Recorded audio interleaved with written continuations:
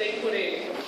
Como ele é filho, ele nunca vai entender. Talvez quando ele tem o próprio filho dele, filho talvez ainda não tenha filho, mas talvez quando ele tenha o filho dele, ele entenda o tamanho desse amor e como é esse amor.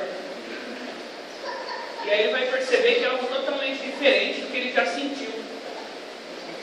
Da mesma forma, é Deus conosco. É muito difícil a gente falar do amor de Deus, porque a gente, humanamente, a gente não tem condições de entender esse amor, né? A gente não tem como entender. E aí eu me pergunto bastante, assim, o porquê das coisas. Eu acho que é importante isso, que a gente não pode deixar nunca fazer as coisas sem algum motivo. Por que quando você está no tartaruga você tem que pôr o gancho? Não adianta você saber que tem que pôr o gancho, mas não saber o porquê. Porque senão uma hora ou outra você vai esquecer e você vai descobrir o porquê da pior forma possível. E buscando esse porquê, quando eu estava meditando nessa palavra que eu estou trazendo para vocês, eu já tinha essa resposta, eu já tinha pensado nisso antes, mas a pergunta que me veio na mente é: por que nós temos o Evangelho? Por que a gente tem as regras? Por que nós temos... Por que necessariamente Deus criou o Evangelho? Às vezes a gente tem essa noção de que o Evangelho... Deus criou a gente para que nós adorássemos a Ele e é por isso que Deus nos criou. Mas essa visão é um pouco complicada, porque um pai não tem um filho, usando mais uma vez essa comparação, simplesmente para que o filho o admire, né? Por que o pai tem um filho? Para trazer uma vida, porque é muito mais nobre, né? E eu estava me perguntando também o porquê dessas regras que a gente tem, né, no Evangelho. Por que a gente tem tantos podes e não podes, né? Isso não entrando no mérito de costumes, né? A gente sabe que tem muitos costumes que não têm fundamento, né? Ou até tem algum fundamento que hoje em dia já não faz sentido, mas falando do Evangelho em si. E aí eu pergunto para vocês, por que Deus deixou para a gente tantas regras? Qual foi o sentido de Deus? Deus criou a gente só porque Ele queria alguém para admirá-lo? Por que veio essas regras de Deus? Alguém tem alguma ideia?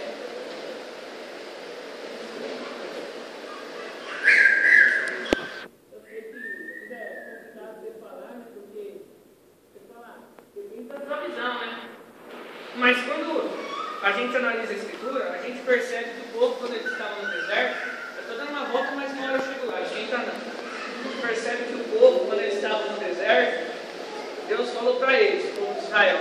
A maioria das regras que a gente tem biblicamente, geralmente remete dessa época, né? Aí Deuteronômios e tal, né? Aí Deus falou para eles: vocês não podem comer carne de porco. Por quê? Porque Deus não queria que eles matassem porco?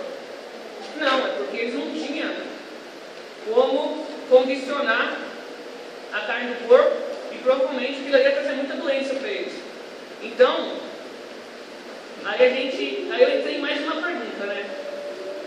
Se Deus sabe de tudo, por que a Bíblia fala que eu tenho que, assim como na parábola da viúva insistente, tem o juiz que é iníquo, e a viúva vai lá e enche tanto o saco do juiz que uma hora o juiz fala: tá bom, vai, eu vou conceder o que você quer, pra você parar de me encher o saco. Se Deus sabe de tudo, por que a gente tem que consecutivamente repetir então o que a gente quer para Deus? E aí eu percebi que, na verdade, o Evangelho não é para Deus. O Evangelho Deus deu para nós. Se Deus é imutável e Ele é onisciente, por que você precisa insistir se Ele já sabe o que você quer? Se Deus é imutável, quem vai mudar se você insistir? É você mesmo. Então por que a gente tem que insistir? Porque Deus quer nos ensinar que a gente tem que ser persistente. E da mesma forma que essas regras que a gente tem, às vezes a gente acha que é besteira, mas todas essas regras que tem, Nenhuma é para agradar ou para engrandecer a Deus. Todas elas são para o nosso próprio bem. E é aí que eu vejo a maior demonstração do amor de Deus pela gente. Deus podia criar a gente e na sua grandeza não faz diferença para Ele o que a gente faz, o que a gente deixa de fazer. Mas Ele se preocupou com a gente. E essas regras e todas esse ritual e tudo isso que a gente tem que fazer, na verdade nada é para Deus, tudo é para a gente mesmo, tudo é para nós mesmos crescer.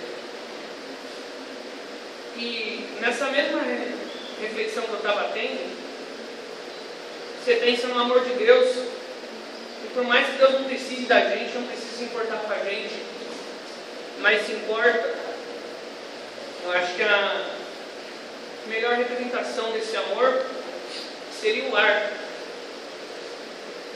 Porque por mais que você não acredite, que você não ligue, que você não se importe, que você se feche dentro da sua casa, mas vai ter o ar ali. Por mais que você negue, você tem o ar ali, e ele está te envolvendo. E muitas das vezes você não percebe o ar, porque quando ele está parado, é algo muito natural para você. Mas quando o ar se movimenta, aí você tem o vento, e aí você percebe ele muito mais forte. Da mesma forma é o amor de Deus. Quando ele se movimenta e tem alguma prova ali na sua vida, aí você percebe ele muito mais forte na sua vida. E da mesma forma como quando você está fechado no quarto, você tem o ar ali e não está dando muita importância para ele, mas aí começa a esquentar. E aí daqui a pouco você abre só uma frestinha na janela e aí entra o vento. E aí, por mínima que seja essa frestinha, você vai sentir o vento.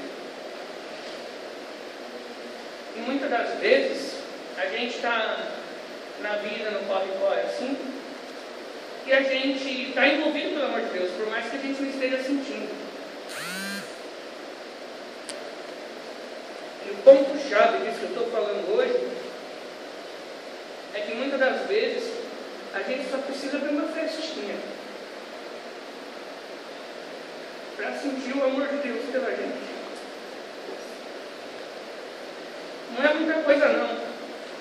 Se você souber uma brechinha, você vai sentir o amor de Deus, assim como quando você está fechado e você sente uma brisa de vento. E é isso que eu queria deixar hoje para vocês.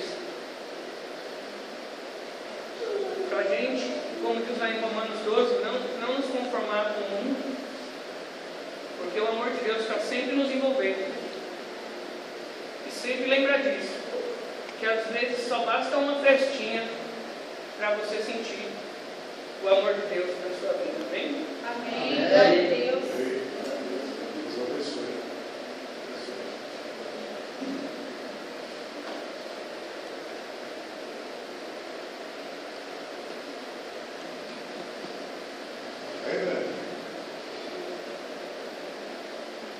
É só uma festinha. Entendeu? Está quente, está calor. Abre só uma festinha para Deus fazer o que Ele quer fazer na sua vida e na vida dos seus.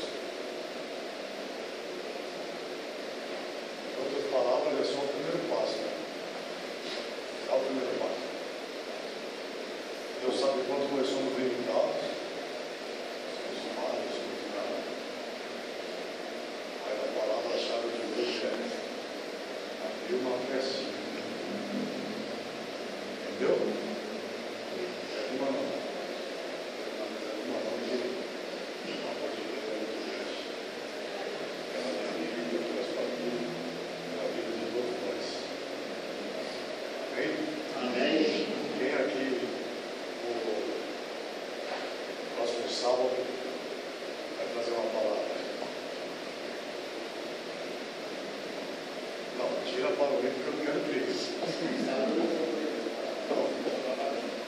E aí, João? Vai estar vamos ver lá? Sábado é congresso também, né? 7? 7 horas? Quem é aqui atrás? Daniel? Hein? Obrigado, reverendo. Deus te abençoe. Alguém quer comentar alguma coisa?